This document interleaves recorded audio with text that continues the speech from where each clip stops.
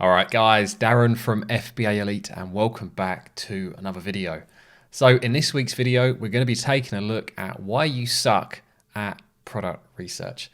So I've mentored hundreds of people over the past few years, and without a doubt, in my mind, the one area that new Amazon FBA sellers get stuck is at product research. They just cannot find their first product. Now, I've helped many sellers over this hurdle, and I've learned a lot of lessons. So in this video, I'm going to tell you exactly what you're doing wrong and also what you can do to make sure you're doing things right going forward. I've also got a couple of things that are going to really help you with your product research. So make sure you stick around for that. So number one, and this is a very simple one, and despite the fact I'll tell people this again and again and again, it never seems to go in.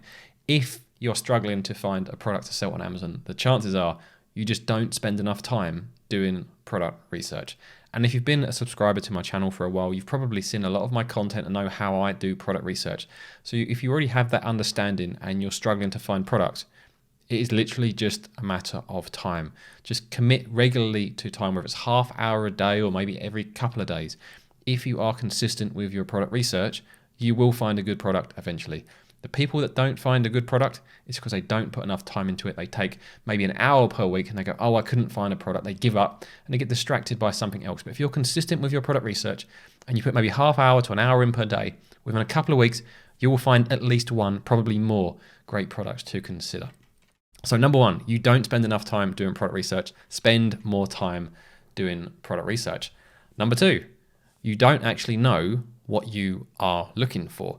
So a lot of people discover Amazon FBA, they get super excited about it. They decided they want to start this business, they want to make a load of money. So the first thing they do is start their product research, which is fine. I don't mind if people start with product research, but you need to know what you're looking for. And often they haven't thought about their own position, they haven't thought about their budget, they haven't thought about their goals. So they don't really know the type of product they need to find that's going to be a good fit for them. Now, I could talk for a long time about developing your product research criteria, but I'm not going to do that in this video. What I've done instead, we've got a PDF that you guys can download. Here it is. This is the PDF. There is a download link to this in the pinned top comments. There's no catch. You don't have to put your email address in. It doesn't cost you a penny. This PDF is absolutely free. And at the end of the video, I'll also pop up a link which talks you through this as well. So this PDF will talk you through everything you need to check when you're doing your product research, and it will also help you develop your own product research criteria so that you know what you're looking for in the first place. So that will be pinned in the top comment, and it's absolutely free for you guys to download. Number three, you aren't looking in niches where you would have an edge.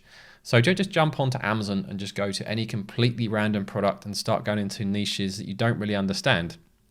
Think about your own interests, your experiences, your skills, and see if you can look into those niches. So for example, if you have a dog, maybe look at dog related products. If you've got a cat, look at cat related products.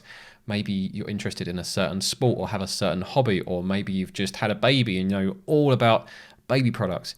If you can do that, you'll see opportunities that other sellers do not see in those niches. So I'd always recommend, if you can go into a niche where you'd have some sort of edge, you'll find products easier than other sellers will, and two, once you've found that product, you'll have a much better way of how to develop that product to stand out in that niche, as you'll know what customers will want versus a seller who doesn't understand that niche, who is just purely guessing on what he thinks a customer may want from that particular product.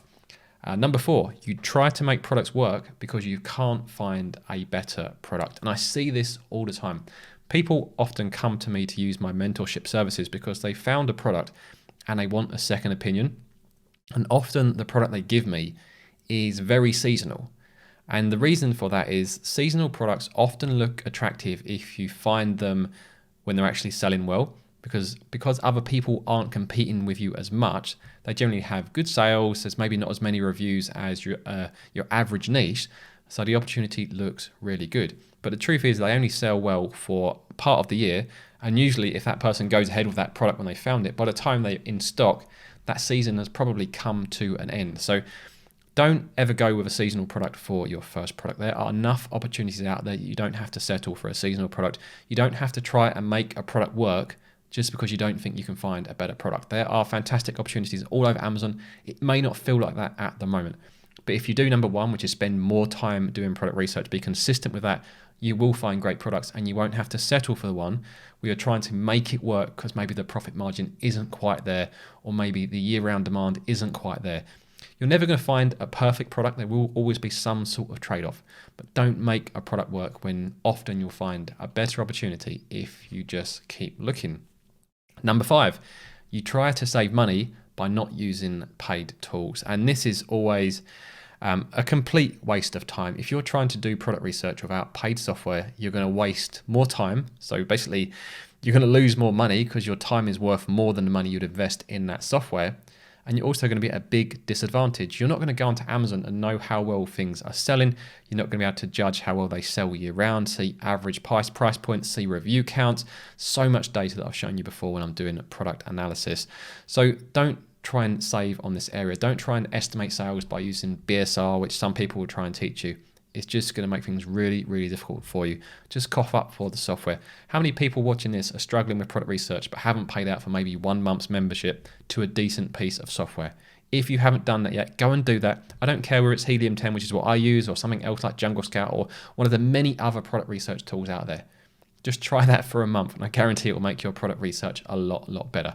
Now, if you do want to use Helium 10, which is what I use, I will include a code in the pinned top comment as well.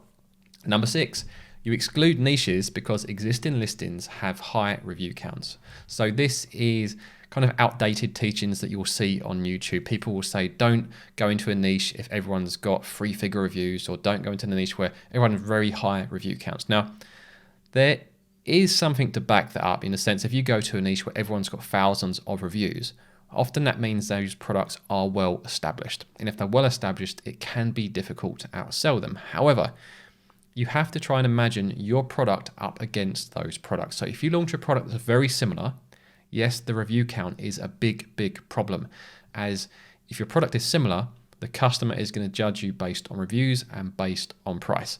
Now, if you develop a product that isn't very similar and is enhanced in some way with visually and features or both, then when the customer compares the product you've developed against the existing listings, if you offer something that other product does not offer, the review count is a lot less important. So don't just blindly exclude a product because the other products have high review counts. Look at the other products in the search results, see what they're like. Can you stand out against those products? If you can, then the review count isn't as important as if you launched a product that is directly comparable. Number 7, you are attracted to high demand niches, and this is completely understandable. You know, you see lots of videos on YouTube, people talking about these niches where they're making £20,000 a month, or £50,000 or £100,000 per month. But in reality, these often aren't a very good fit for a new seller who maybe only has a few £1,000 budget. If you look at high demand niches and you decide to order maybe 500 products for a niche that sells 1,000 products per month, all you're going to do is lose money. When you go into a niche, you need to have enough stock to maintain inventory levels for at least 2 to 3 months so you can actually launch that product and get it established. If you don't have enough stock, you'll just be selling your inventory with PPC. You'll never generate the sales velocity to get organically ranked, and you'll just be making a loss on that inventory. So stay away from the high demand niches. Find one that is a good fit for your budget, and the PDF that I showed you earlier will help you with that. Number 8, you only look at the stats. So people will often find a niche and the first thing they do is they'll run their sales estimator tool like X-Ray from Helium 10 or Jungle Scout, and then they'll just go through the data and then make a decision based off that. What I would recommend you do first before you do that is scroll down and look at the search results. 1, to make sure all of the listings are comparable, but 2, to see what the quality is like in that niche. You might find a niche where the existing competition is really poor, but maybe the stats aren't amazing. But that could be a great opportunity because it's going to be a lot easier to succeed in that niche. Whereas alternatively, you might find a niche where the stats are absolutely amazing, but the existing competition is also amazing as well. And it's going to be a lot harder to succeed in that niche. So don't just go purely by data. Also look at the listings you're going to be up against. How are you going to perform against those listings? Number 9, and this goes back to what I was talking about with seasonality, you only look at the current data. So when you go and run your sales estimator tool, you're going to see a snapshot of the current price, of the current demand, and all of the other stats. but these things evolve over time. So it's important to go back through the data, look at the seasonality throughout the year, look at the price point to see whether it's been going up or coming down, how many new listings have you got appearing within that niche. So don't just go by what is happening right now. Look historically what has happened in the past to get an idea of where things might be going in the future. And then number 10, you think there is a secret method to product research. And I see this all the time. People asking me, what's the secret sauce? How do you find products? There is no secret. There's one method I use over and over again, which I've covered in previous videos. And if you want to know what that method is, I'm going to pop that up in the video now alongside the video I mentioned about establishing your product research criteria. So I recommend you guys give either one of those a watch, and I'll see you over there.